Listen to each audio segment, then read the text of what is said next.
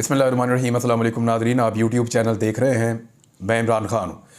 पाकिस्तान की सियासत के बारे में अगर किसी की पेशन गोइयाँ सबसे ज़्यादा दुरुस्त साबित हुई हैं गुज़िश्ता चंद सालों में, तो वो इमरान ख़ान साहब हैं। वो कैसे, मैं आपको बता देता हूँ कुछ चीज़ें। और इसके ऊपर तो बाकायदा बहुत सारे वीलॉग्स हुए हैं, बहुत सारी इन्फॉर्मेशन आपके साथ पहले भी शेयर की है। लेकिन अब इमरान ख़ान साहब ने एक बहुत बड़ी पेशन गोई कर दी है। वो पेशन गोई कैसे पूरी होगी, इमरान ख़ान साहब को एग्जैक्टली पता है कि वो कब बाहर आएंगे और उनको पता है कि ये हुकूमत कब ख़त्म हो जाएगी।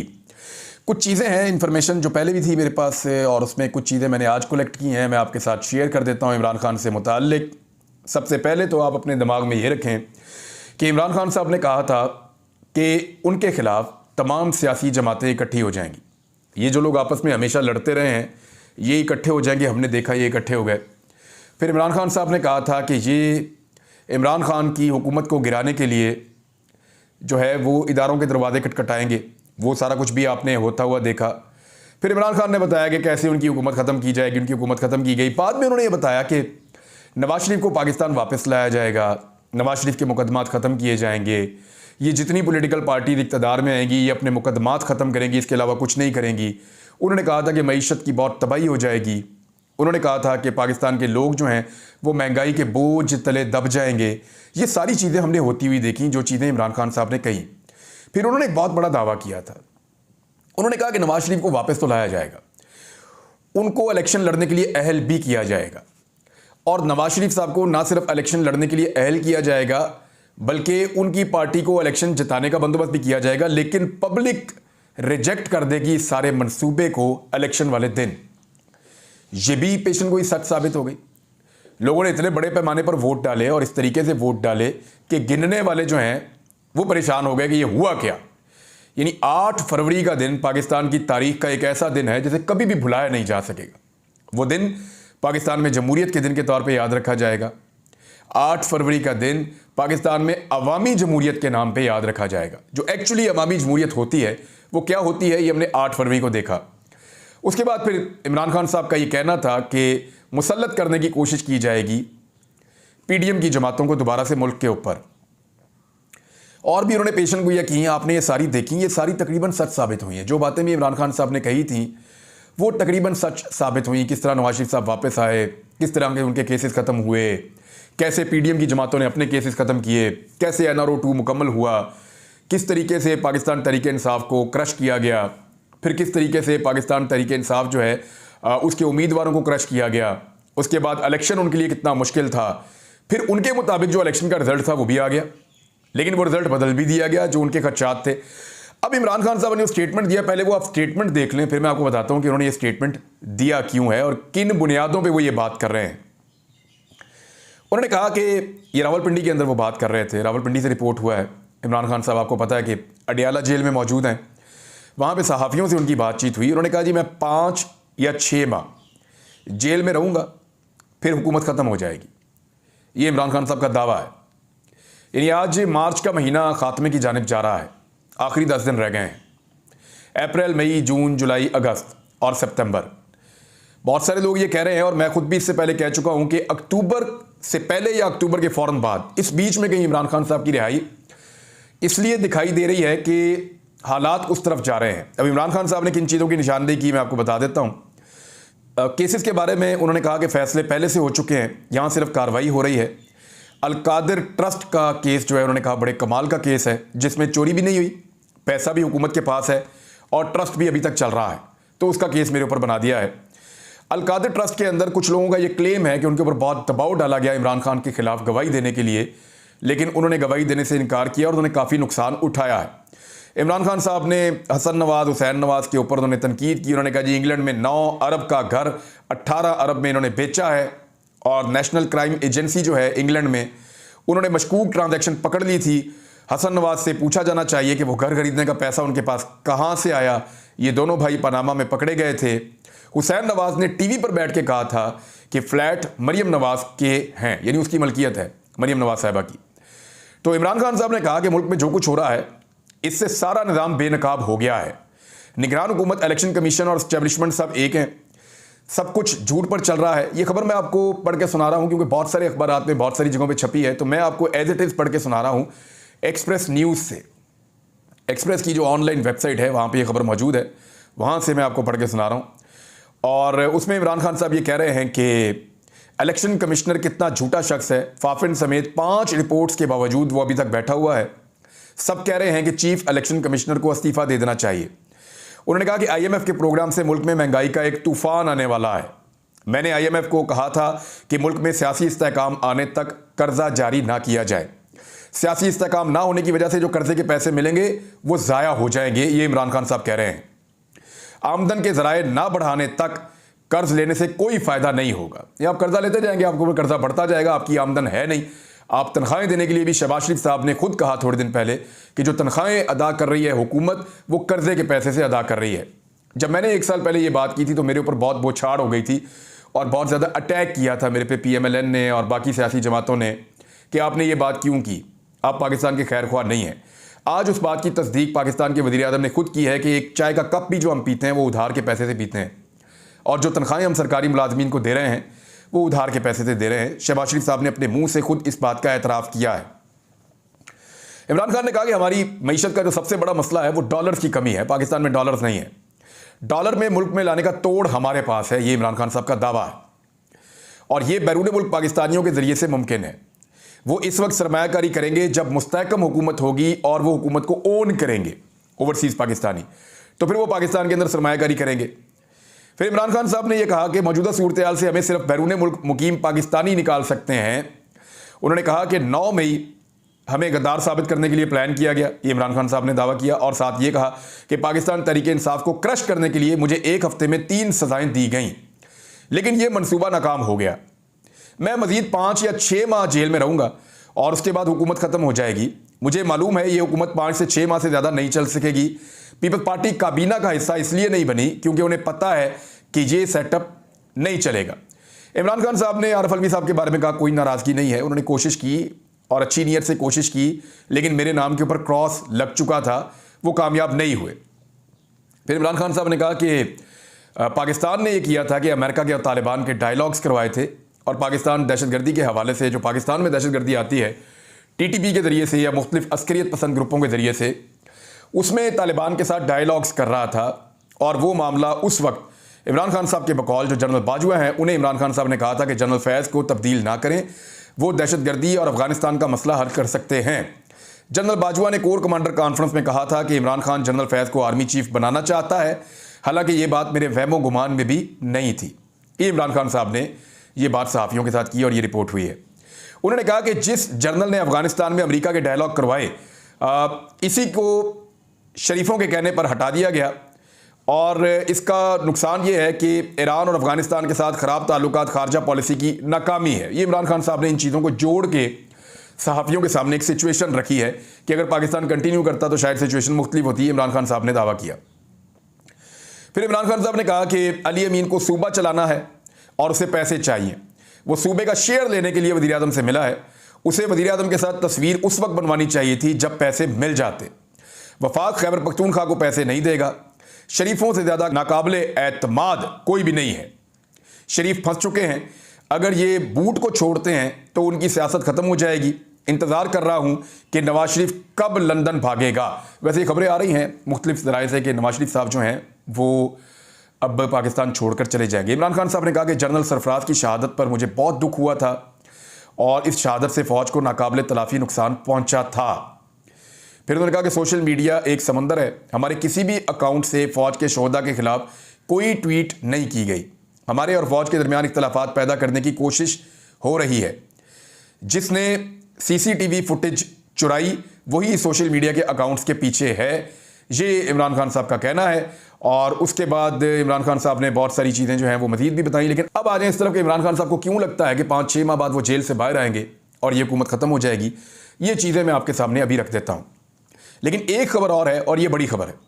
ये भी इमरान खान साहब का एक मुतालबा है और एक बड़ा मुतालबा है जो इमरान खान साहब ने किया है। उन्होंने कहा कि सुप्रीम कोर्ट इंतखाबी धांधली की तहकीकात करे और फैसले तक वफाक और पंजाब की हुकूमतें मुअत्तल कर दी जाएं। ये इमरान खान साहब ने दरख्वास्त की है। इमरान खान ने सुप्रीम कोर्ट से इंतखाबी धांधली की तहकीकात के लिए गैर मुतासिब जजों पर मुश्तमिल अदालती कमीशन बनाने और तहकीकात की तकमील तक वफाकी और पंजाब हुकूमत को मुअत्तल करने की दरख्वास्त की है। अच्छा, ये एक बड़ा मुतालबा है इमरान खान साहब का, और बाकायदा दरख्वास्त रिपोर्ट हुई है कि इमरान खान साहब ने दरख्वास्त की है कि सुप्रीम कोर्ट ऑफ पाकिस्तान जो है वो ऐसे जजेस को जिनकी शोहरत बिल्कुल गैर मुतनाज़ है उनको मौका दें कि वो एक जुडिशल कमीशन उन पर तश्कील दिया जाए और धांधली की तहकीकात की जाएँ।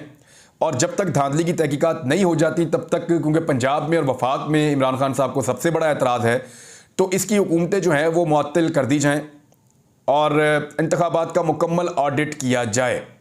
देखिए, ये जब भी होगा तो आपको पता है, सबको पता चल गया है, सारी दुनिया जानती है, पूरी दुनिया ने रिपोर्ट किया है, पाकिस्तान में, पाकिस्तान के बाहर, हर तरफ आलमी मीडिया ने, आलमी इदारों ने रिपोर्ट किया है, जो मुबस्सरीन हैं उन्होंने रिपोर्ट किया है कि इलेक्शन के जो नताइज हैं वो इलेक्शन के मुताबिक नहीं है। फॉर्म 45 कुछ और है, फॉर्म 47 कुछ और है। तो ऐसी सूरत हाल के अंदर जब भी कभी तहकीकात होंगी, गैर जानिबदार और शफाफ ऑडिट होगा, तो ये हुकूमत घर चली जाएगी।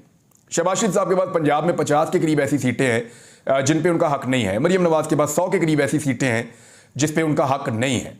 ये तो सिर्फ पंजाब की कहानी है, बाकी जगहों पे अलहदा सूरत हाल है। तो वफाक और पंजाब में इमरान खान साहब ने यह दावा किया, वो ये क्यों कह रहे हैं, ज़रा ये चीज़ें आपके सामने मैं रख देता हूँ। नंबर एक वजह जो इमरान खान साहब के सामने है वो है मईशत पाकिस्तान की लगातार डूबती चली जा रही है। इमरान खान साहब ने अपनी हुकूमत गिरने से पहले भी इस बात के बारे में वार्न किया था कि जब उनकी हुकूमत गिराई जा रही थी 2022 में, तो उनको लगता था कि मईशत डूबेगी और नीचे की जानिब जाएगी।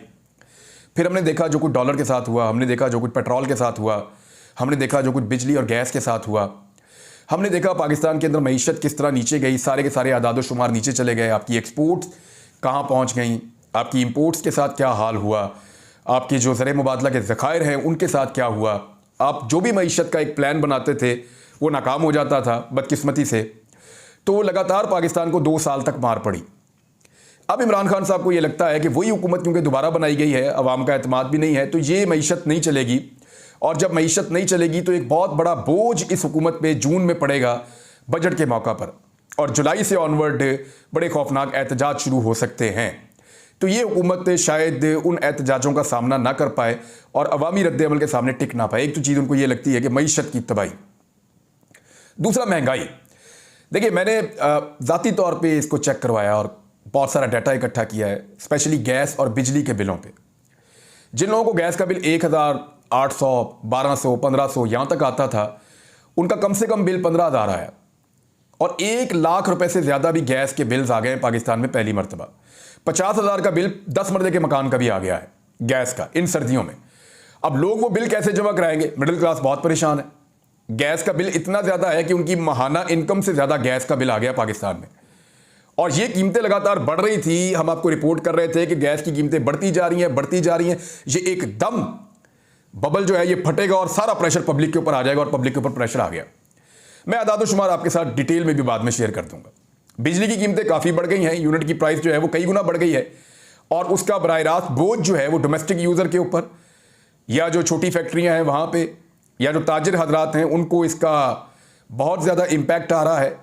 तो बिजली एक बहुत बड़ा रीज़न है, पेट्रोल की प्राइस एक बहुत बड़ा रीज़न है। हालांकि आलमी मंडी में पेट्रोल की कीमतें कम हुई हैं इमरान खान के दौर की निस्बत, लेकिन पाकिस्तान में इमरान खान के दौर की निस्बत पेट्रोल की कीमतें बढ़ी हैं। शहबाज शरीफ साहब ने दावा किया था कि पेट्रोल 70 रुपए लीटर वो बेचेंगे जब हुकूमत में आएंगे। आज पेट्रोल 350 रुपए लीटर है, यानी जितने का शहबाज शरीफ ने कहा था उससे 4 गुना में शहबाज शरीफ साहब इस वक्त पेट्रोल बेच रहे हैं। जितने का इमरान खान साहब बेच रहे थे उससे दुगने में शहबाज शरीफ साहब पेट्रोल बेच रहे हैं। हालांकि आलमी मंडी में पेट्रोल सस्ता हुआ है इमरान खान साहब के दौरे हुकूमत के मुकाबले में। डॉलर की प्राइस, अभी डॉलर को जैसे कंट्रोल किया गया है, कुछ लोगों ने यह दावा किया, और जो आदाद शुमार को जानते हैं, जो मईशत को जानते हैं, कि इस वक्त डॉलर को कंट्रोल किया गया है, और अगर इसको किसी वक्त भी IMF के मुतालबात के ऊपर छोड़ा गया तो फिर डॉलर दोबारा 300 से ऊपर खुदा न खास्ता जा सकता है। ये सूरत हाल पाकिस्तान की मईशत के लिए मुश्किल होगी। तो महंगाई एक बहुत बड़ा फिनोमिना है जो 30% के लगभग घूम रही है। रमज़ान का महीना है, अवाम को कोई रिलीफ देने में हुकूमत मुकम्मल तौर पर नाकाम रही है। हुकूमत हालांकि अभी थोड़े दिन पहले आई है, लेकिन ये तसलसल है उसी हुकूमत का जो 2022 के अप्रैल में बनी थी, यानी अभी तक ये तसलसल के साथ इक़्तिदार में है। तो इनके ऊपर रिस्पॉन्सिबिलिटी फिक्स की जा सकती है, यही इक़्तिदार में चले आ रहे हैं। इत्तेहादियों की बेरुखी, यानी इमरान खान साहब को ये लगता है, और ये ऑब्वियस है कि जिस वक्त बहुत प्रेशर पब्लिक का आएगा तो PMLN को उसके इत्तेहादी अकेला छोड़ना शुरू कर देंगे। MQM और पीपल्स पार्टी इस बोझ को नहीं उठाएंगे और बाकी जमातें भी इस बोझ को नहीं उठाना चाहेंगी, जो बोझ PMLN के ऊपर बदनामी का पड़ेगा महंगाई की और मईशत की तबाही के नतीजे में। गैस और बिजली का बहरान मैंने आपको पहले बता दिया कि लोड शेडिंग बड़ी खौफनाक किस्म की हो सकती है, इसलिए कि बिजली का जो यूनिट पैदा हो रहा है वो बहुत महंगा पैदा हो रहा है। जो मंसूबे पाकिस्तान ने IPPs के लगाए हैं वहाँ पे कैपेसिटी पेमेंट्स भी करनी पड़ती हैं और वो हमारा जो सर्कुलर डेथ है या जिसको आप कहते हैं गर्दिशी कर्जा, वो इतना ज़्यादा बढ़ गया है कि अब पाकिस्तान अफोर्ड नहीं कर सकता इतनी महंगी बिजली। अगर बनाएंगे तो लोग उसको खरीदेंगे कैसे, ये एक बहरान आपके दरवाजे पे खड़ा है। अवामी एतमाद का फुकदान है, क्योंकि हुकूमत जो बनी है पाकिस्तान के किसी भी शहर, किसी भी कस्बे, किसी भी गाँव, कहीं भी आप चले जाएँ तो लोग बहुत क्लियरली आपको बताएंगे कि ये हुकूमत जो है वो उनके वोटों के साथ नहीं बनी। लोगों को लगता है कि ये हुकूमत ज़्यादती करके बनी है, उनके वोटों का इसमें अमल दखल नहीं है। तो जो अवाम का एतमाद हुकूमत के साथ नहीं है, ये चीज़ भी लोगों को हुकूमत से मुतनफ़र करेगी और हुकूमत के लिए मुश्किलात पैदा करेगी। इमरान खान साहब की रिहाई, देखिए इसकी कुछ वजूहात हैं। एक, जब ये हुकूमत कमज़ोर होगी और जैसे जैसे ये हुकूमत अवाम में मज़ीद गैर मकबूल होगी, अब इससे ज़्यादा क्या गैर मकबूल होगी कि वो वोट ही नहीं ले पाए, लेकिन इससे भी ज़्यादा जब बुरे हालात आएंगे तो जो इस हुकूमत को सपोर्ट देने वाले एलिमेंट्स हैं वो पीछे हट जाएंगे और उनको हटना पड़ जाएगा। उस वक्त इमरान खान साहब की रिहाई के इम्कानात बढ़ जाएंगे, क्योंकि इमरान खान साहब की जो गिरफ्तारी है वो लॉयर्स के मुताबिक वो सिर्फ मैनेज की गई है और इमरान खान साहब ने अपने मुंह से इसी इंटरव्यू के अंदर कहा कि मुझे जिस तरह गिरफ्तार किया गया है, ये फिक्स्ड मैच वो इसको कहते हैं बार बार। तो इमरान खान साहब को लगता है कि वो बाहर आ जाएंगे जिस वक्त भी हुकूमत के पीछे से सपोर्ट निकलेगी। आलमी दबाव जो है वो भी बढ़ता चला जाएगा हुकूमत के ऊपर। ये भी एक बहुत अहम फिनोमिना है, क्योंकि अमेरिका में एक इलेक्शन होने जा रहे हैं। कुछ लोगों ने उससे उम्मीद बांधी हुई है, लेकिन मेरे ख्याल में वो बेजा है, क्योंकि मैं कुछ चीज़ें आपको बताऊंगा इसराइल के हवाले से और अमेरिका के हवाले से, डोनाल्ड ट्रंप के हवाले से, कि जिन लोगों ने डोनाल्ड ट्रंप से उम्मीद बांधी हुई है वो एक लेवल से आगे इस चीज़ को जो है वो उससे उम्मीद नहीं रख सकते। क्यों, मैं वो आपको बताऊँगा। अदालती फैसलों के नतीजे में कुछ सीटें भी चेंज हो सकती हैं, यानी जो मखसूस नशिस्तें मिली हैं पाकिस्तान तहरीक इंसाफ की बाकी जमातों को, वो वापस हो सकती हैं, उससे एक डैमेज हो सकता है। उसके अलावा जो अदालती फैसले हैं उनके नतीजे में तहरीक इंसाफ को कुछ सीटें वापस मिल सकती हैं। और जो आज इमरान खान साहब ने एक बड़ा मुतालबा किया है, अगर ये जुडिशल कमीशन बन जाता है तो सिचुएशन अगले 6 महीने में बिल्कुल मुख्तलिफ होगी।